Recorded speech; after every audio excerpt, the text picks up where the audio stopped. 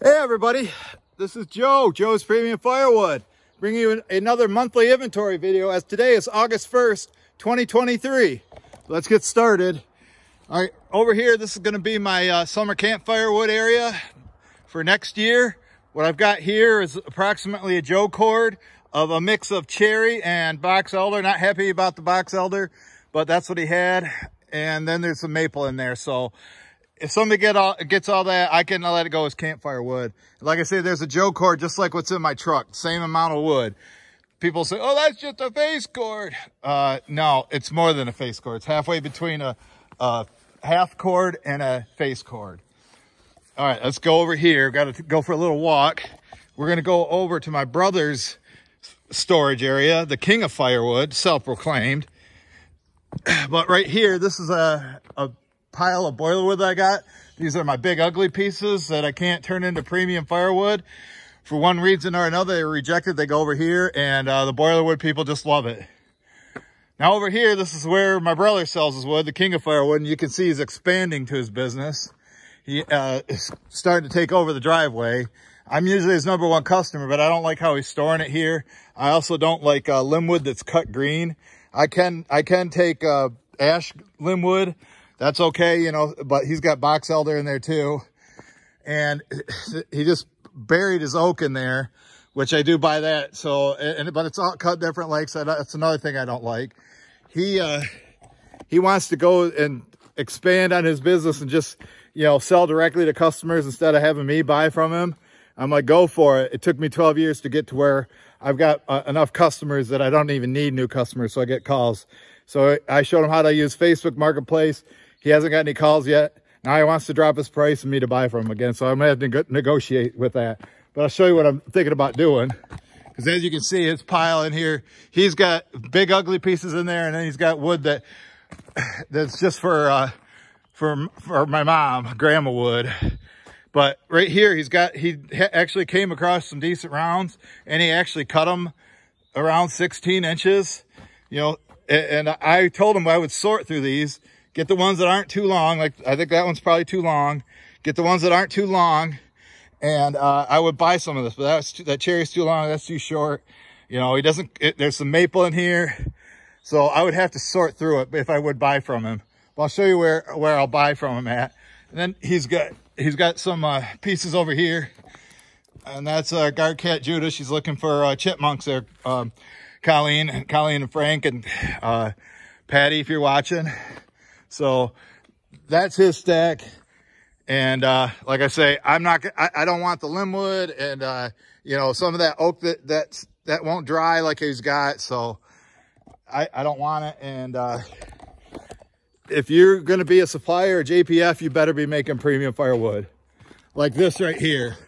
See this? I bought this from Phil about 10 days ago, I think, somewhere around there. Maybe it was last Monday. And this is all, you know, 12 to 18 inches, dry, ready to burn ash. I threw a couple of pieces of sassafras on there. I couldn't split by hand because I still don't have a splitter yet. Both of them are broke down, but that's what it's going to look like. And then here's a truckload that I bought from Phil. I'm waiting to split it. It's all ash. There might be a few pieces of elm in there, but it's dry and ready to burn. And then I would split it into here, my what I call bay #1, only dry, ready to burn stuff like that goes in here. There's oak, cherry, mostly ash. There's some elm. Mike brought me some mulberry that's here on the top, but that's all dry and ready. But it's gone way down because both splitters have been down for like over 10 days. So I haven't been able to add anything into there, and I'm kind of at a standstill until Ted gets it fixed. And right there, I got pile of mom wood. You can't really see it with that crap over it, but those are like the kind of pieces that are in his pile, but I just give them to mom. And this is what I have over here, and I call bay #2. I'd like to fill this up. This is what I plan on selling in the wintertime. Last year I had walls built out here and all the way up to the roof in the corner, but you can see I only got about half of that right now. I don't have as much money as I did last year. You know, medical bills have set me back. So, but I'm going to fill it as much as I can, and we'll see how that goes. Right here, I got 30 bundles made at my bundle assembly area. Those are 30 bundles ready to go to the store. I don't have any made up for my driveway, but I got some twine cut for it. And as you can see, some of that still stacked in there. I would say there's probably about 4 or 5 cords in there. And then this is the bundle grade wood as I make bundles, but I need to get more split, but the splitters are down. And I got some more rounds here that I bought from Phil and I brought back here and staged them. And then once I get the splitter, I'll back it up in here and stack it in that corner and then make them. And then, I don't know if I'm going to buy any more this year. It should last for a while because bundle sales usually go down after Labor Day, which is coming up at the end of at the start of September. There's another pile for Mom as I'm splitting back here, and more mom wood right there. Obvious reasons why it's for her. Right here, I got some semi-seasoned oak that Mike and I cut, and then Zach and I split. We got it in there. I need to find some more dry stuff. I'm trying to make this just all dry, but I think that stuff will dry in about 3 months right there. But I want to keep that area as dry only, if possible. And back here is what I call Oak Alley. That oak right there, I probably want $350 for. It's all dry and ready. I think I might save it for the restaurant customer I just got, and because I can charge more for it. We'll see, as they just bought this from me 2 weeks ago. That was all oak. I think I got $550 for it, delivered and stacked.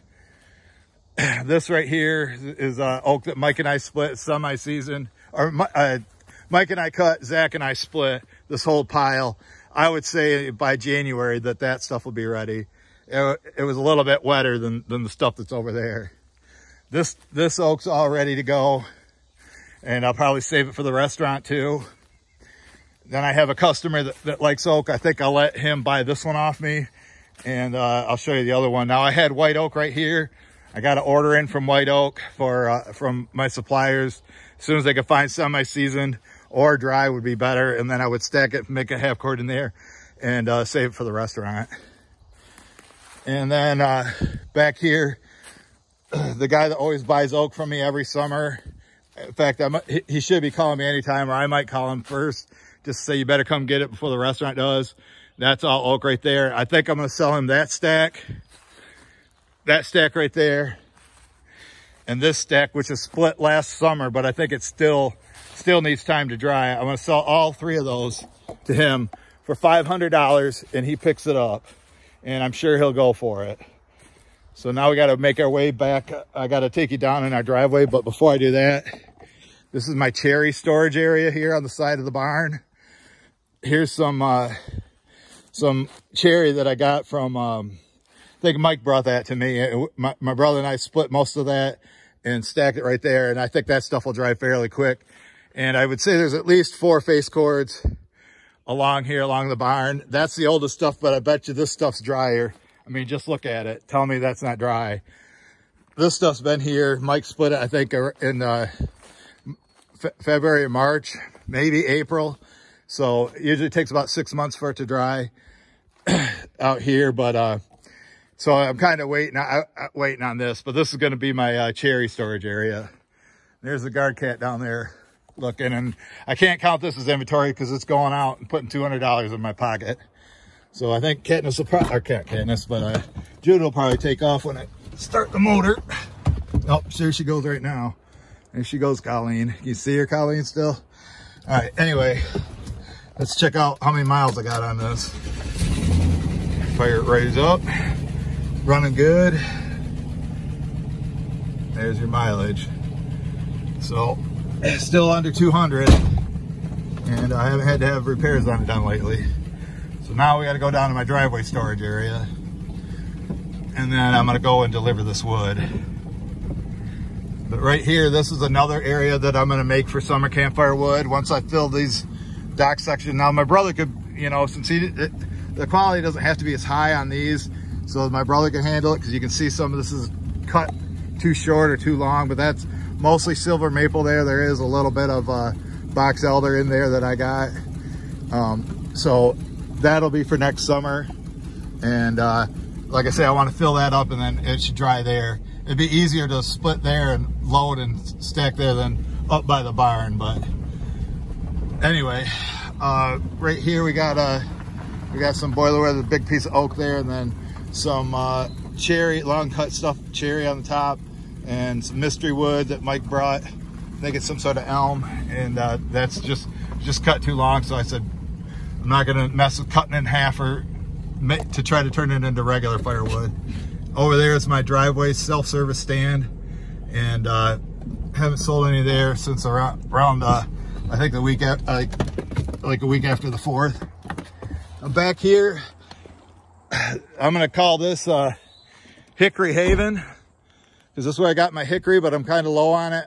And this, what I have that's dry right now, that's my driest stuff right there, which is not even barely a half a truckload. And I'd say that's fairly dry, even though I just split it. It was on the ground for quite a while. Then all this processed hickory, like I say, I've got probably 3 or 4 Joe cords, and some of this stuff was just split, like down here that I got from Scotty.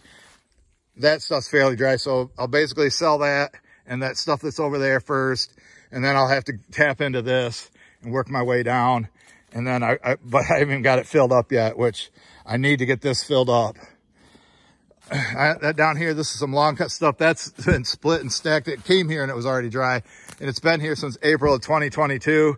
Split and stacked, long cut. I'd say it's about a full cord, and I have a couple customers that like the long cut stuff. This stuff's fairly dry too. I think I'll, you know, when I sell that, I'll probably put some of this stuff in on the back, stack it on the bottom, and then put that on top so they burn that first. And over here, I've got a pile of stuff for mom, this small junk garbage.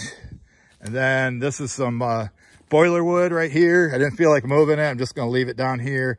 And if somebody orders, I'll probably load this up first. There's some more boiler wood right there. This stack that's been here since 2020 is dwindling down. If I get a splitter fixed, and I see some white oak right there, and there's another piece. I want to go through this. I think I'm going to just split it into piles right here, sell it as campfire wood, or mix it in, because it is mostly oak. And I would say most of this stuff's good. I think Mike threw this stuff over there because he couldn't pick that one up, or he wanted boiler wood. But that's just, I can't sell it as boiler wood because it's just too big. But I think that's all boiler wood right there. And I got more hickory back here. This is processed shagbark hickory that Herb brought me. I would say, I know there's at least 2 Joe cords here. That's how much I deliver to the customer at a time. I don't think there's 3. Just doesn't look like enough, but there's definitely 2. So I got to deliver to the restaurant that needs it probably another 2 weeks. I'm going to take them another load of this. And then I have her bring me more. And I got to get down here with the loppers and cut this stuff up. That's some nasty looking long cut stuff. I'm damn near tempted to, you know, I'm going to have to sort through it. Half of it, I'll probably end up giving it to my mom. It was just, you know, it was cut green, and it just got a lot of fungus on it. So I don't like it. And then you see the sassafras trees are taking over. And then there's a little pile for mom. And then I had cherry down here, but I want to refill it with hickory, because hickory, like I say, hickory takes so long to dry. As long as I can get it down here drying, that would be good, because, you know, I can work off that pile and then have some here drying and have some here drying. But the new restaurant customer said he would help me. He would help me if he'd order early, and he's got plenty of room to store it. So he helps me with the drying. That's good, because this is how I got to do it. And I got to make sure the one customer I've been selling since 2016 has hickory available, but they don't need it to be dry. They want it as dry as possible, but worst comes to worst, they can take green. So, all right, folks, I got to go get this Joe cord delivered, put $200 in my pocket. Thanks everybody who makes it to the end. Thanks for the thumbs up. We'll catch you guys on the next one.